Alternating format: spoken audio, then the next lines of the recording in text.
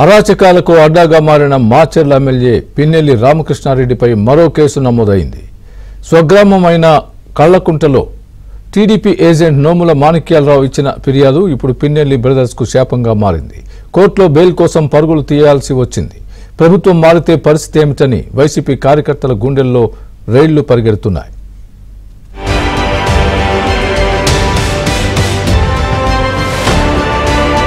రెండు దశాబ్దాల పాటు మాచర్లలో ఇష్టారాజ్యంగా వ్యవహరించిన పిన్నెల్లి బ్రదర్స్ కు ప్రత్యర్థుల నుంచి తొలిసారిగా ప్రతిఘటన ఎదురైంది. ఆ నియోజకవర్గంలోని వివిధ గ్రామాల్లో పిన్నెల్లి అనుచరగణానికి టీడీపీ శ్రేణులు ఎదురు తిరిగాయి. సాక్షాత్తు పిన్నెల్లి రామకృష్ణారెడ్డిని నిలదీశారు. ఇప్పటికే ఆయనపై ఈవీఎం ధ్వంసం వ్యవహారంలో 10 సెక్షన్ల కింద కేసులు నమోదు చేయగా హైకోర్టు జూన్ 6 వరకు ముందస్తు బెయిల్ ఇచ్చి ఆ క్రమంలో పలు ఆంక్షలు విధించింది.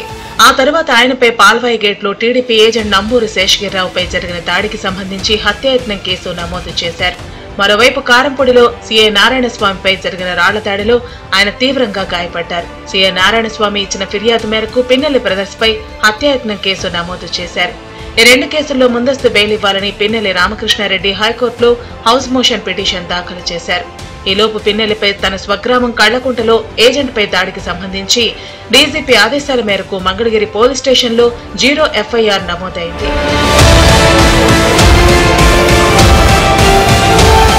పిన్నెల్లిపై వరుస కేసులు నమోదవుతున్నప్పటికీ పోలీసులు మాత్రం ఆయన అజ్ఞాతంలో ఉన్నారనే పేరుతో అరెస్టు చేయకుండా కాలయాపన చేస్తున్నారు. దీనికి తోడు పిన్నెల్లి తప్పించుకోవడంలో హెడ్ క్వార్టర్స్ లో ఉన్న ఒక ఐజీ తన శక్తి వంచన లేకుండా కృషి చేస్తున్నారని ఆరోపణలు వెల్లువెత్తుతున్నాయి.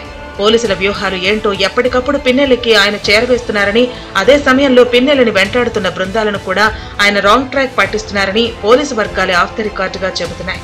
పోలీసు యంత్రాంగం నేటికి పిన్నెల్లి చెప్పు చేతుల్లో ఉందని విపక్ష నేతలు విమర్శిస్తున్నారు. పిన్నెల్లి అరాచకాలు నిలువెత్తు సాక్ష్యాలుగా వీడియోలు బయటకు వస్తున్నప్పటికీ పోలీసులు ఎందుకు సైలెంట్ గా ఉంటున్నారని వారు ప్రశ్నిస్తున్నారు.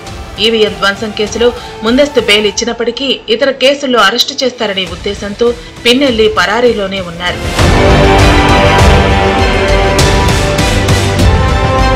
సాక్షాత్తు పిన్నెల్లిపైనే కేసులు పెడుతున్నప్పుడు ఇక తమ పరిస్థితి ఏంటని మాచర్ల నియోజకవర్గంలో ఆయన అనుచరులు ఆందోళన చెందుతున్నారు.